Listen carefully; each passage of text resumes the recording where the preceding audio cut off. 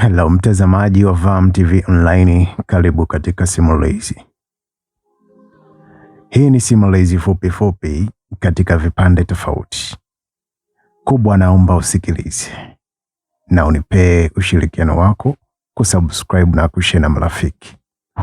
Mahaba ya binti wa Kitanga.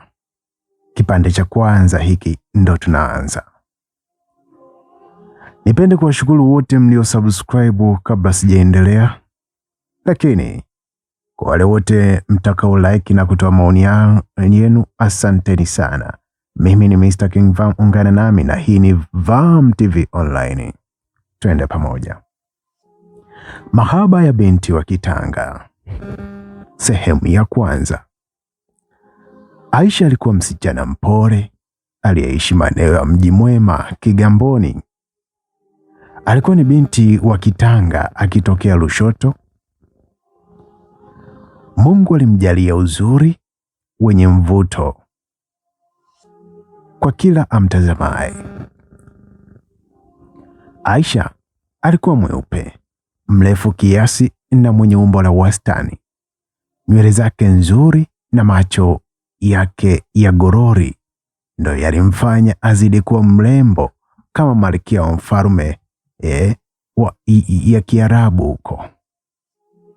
Lakini Aisha hakutumia uzuri wake vibaya. Alijitunza na kujithamini sana. Hakutaka kuwa na mahusiano na mwanaume yoyote. Maisha yake hayakuwa rahisi hata kidogo, kwani wakati wote alikuwa anadaiwa kodi na mama mwenye nyumba aliyeitwa Bi Mwajuma. Kila siku alikuwa anampa kalenda, lakini hakuwa na dalili ya kumlipa. Bi Mwajuma alimpa siku 3, kama atashindwa kulipa kodi basi atamtimua mchana kweupe. Ratiba ya Aisha ilikuwa ni kila siku kuamka alfajiri, akienda sokoni kununua mboga za majani, kisha alizipanga mafungu na kuanza safari ya kuzunguka mtaani kuziuza ili kujikimu kimaisha. Hiyo ndio ilikuwa kazi ya Aisha, ili kujipatia riziki ya siku. Alfajiri ya siku hiyo, Aisha alihisi uchovu na maumivu ya mwili. Hakuweza kwenda sokoni kununua mboga. Alibaki nyumbani akijaribu kupumzika. Baadaye aliamua kufunga safari kwenda kwa rafiki yake wa karibu aliyeitwa Sakina, akiwa na tumaini la angalau kupata faraja na ushauri.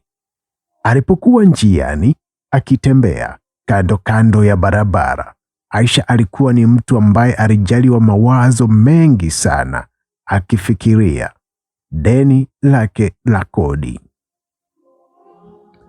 Kutokana na mawazo hayo, hakuona mbele. Deli la mandazi ambalo lilikuwa kwa ajili ya kuuzwa, ghafla Aisha alilipalamia lile deli la mandazi na mandazi yote kumwagika chini kama maji. Muuza mandazi yale alianza kumjia juu na kumtaka alipe mandazi ambayo alimwaga. Watu wengine wakaanza kusogea eneo la tukio na kupeleka kuzuka taharuki kubwa. Bahati nzuri au mbaya, pembeni kulikuwa na kijana ambaye alikuwa anapita na gari yake aina ya Harrier. Alikuwa anaelekea kazini. Akiwa kwenye gari yake aliweza kushuhudia tukio lile mwanzo hadi mwisho ulivyokuwa unaendelea. Kijana huyo aliitwa Mauridi. Alikuwa mrefu kiasi, mwenye mwili wa mazoezi na sura ya kiume na rangi ya weusi wa kawaida wenye mng'ao sana. Mauridi alikuwa ni meneja wa kampuni ya usafirishaji mizigo nje na ndani nchi. Kampuni hiyo ilikuwa ya Posta Dar es Salaam, na huko ndiko walipokuwa wanafanya kazi. Mauridi aliamua kushuka kwenye gari yake na kusogea eneo la tukio. Alipofika alimuona Aisha akigombwa kwa maeneo ya karaha wakimtaka alipe pesa ya mandazi yote yaliyomwagika. Ukweli ni kwamba Aisha hakuwa na pesa yeyote. Aliamua kukaa kimya na kuanza kutoa machozi.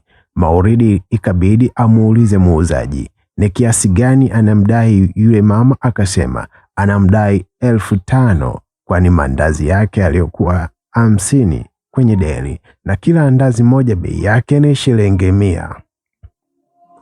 Mauridi aliingia kwenye wallet yake na kutoa kiasi cha shilingi 10,000 na kumkabidhi muuzaji. Una bahati sana we dada, mshukuru sana huyu kijana, ungekiona cha mtema kuni leo, yule muuza mandazi aliongea kwa jazba. Mauridi alimjibu, samahani dada, pesa nimekupa na sihitaji chenji, naomba usimkaripie tena kwani humdai pesa tena. Baada ya Aisha kuona kalipwa ile pesa, alimshukuru sana Mauridi na kumwomba radhi kwa usumbufu na kumpotezea pesa yake. Baada ya hapo Mauridi alimuita Aisha pembeni, aliweza kuzungumza naye.